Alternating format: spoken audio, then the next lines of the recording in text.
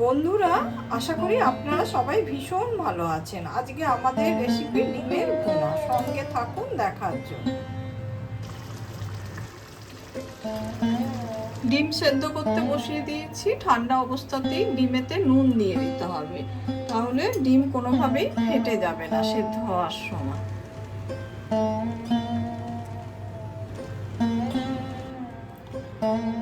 ডিমগুলোকে হালকা করে চিড়ে নাও।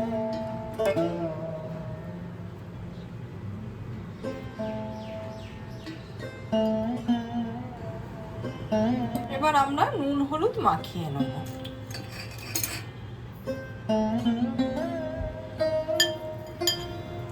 কড়াইতে সর্ষের তেল ঢেলে নিলাম। তেলটা আমাদের গরম হয়ে গেছে। যাতে ডিমটা জড়িয়ে না যায় তাই জন্য আমি অল্প করে নুন দিয়ে দিলাম।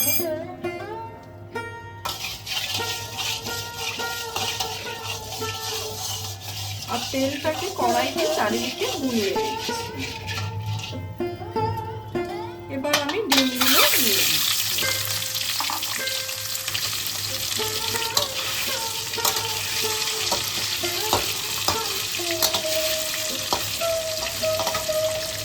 ডিমটা আমার খুব ভালো করে ভাজা হয়ে গেছে। এবার আমি তুলে দিচ্ছি।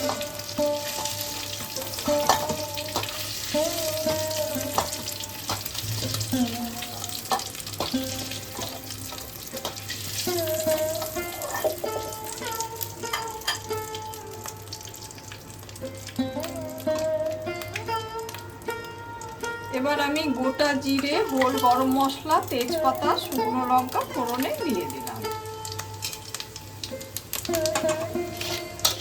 ফোড়নটা থেকে যখন একটা সুন্দর গন্ধ বেরোবে তখন আমরা কুচনো পেঁয়াজটা দিয়ে দেবো।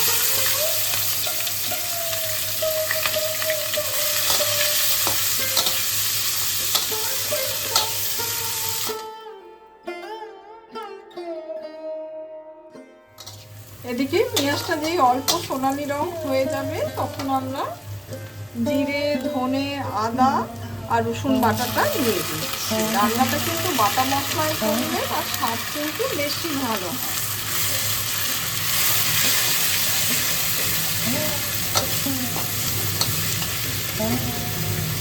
সেই সঙ্গে লঙ্কা বাটাটাও দিয়ে দিচ্ছি।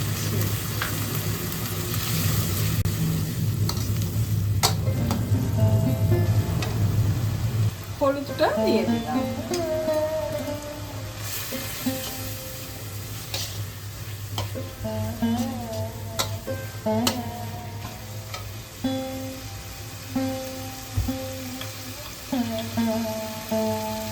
পরিমাণ মতো নুন দিয়ে দিলাম।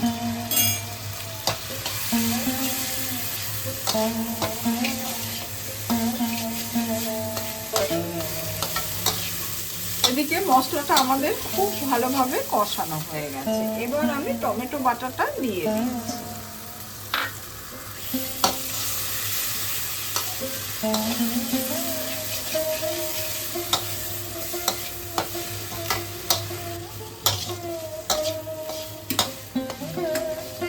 এদিকে মশলাটা আমাদের খুব ভালোভাবে কষানো হয়ে গেছে। এবার আমি মশলা বাটা ধোয়া জল দিয়ে দিচ্ছি।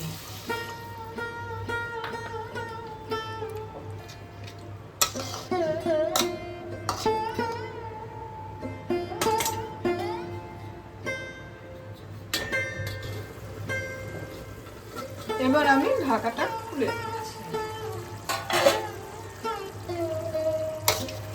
কড়াইতে তেল ভেসে উঠেছে। এবার আমি ভেজে রাখা ডিমগুলো দিয়ে দিচ্ছি।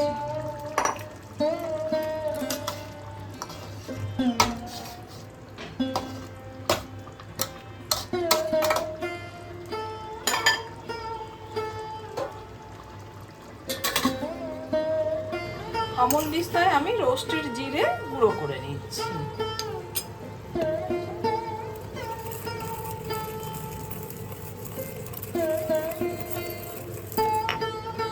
পুরোপুরি হয়ে গেছে।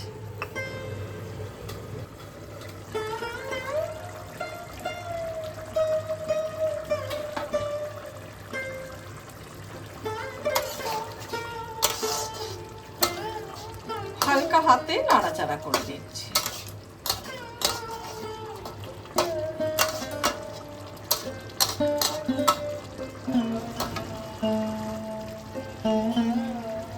কড়াইতে তেল ভেসে উঠেছে, রান্নাটা আমাদের হয়ে গেছে।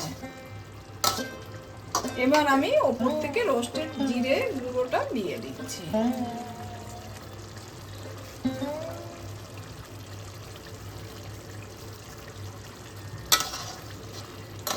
আমার এই রেসিপিটা আপনাদের যদি ভালো লেগে থাকে, লাইক, শেয়ার, কমেন্ট আর সাবস্ক্রাইব করতে ভুলবেন না আমার চ্যানেলটা।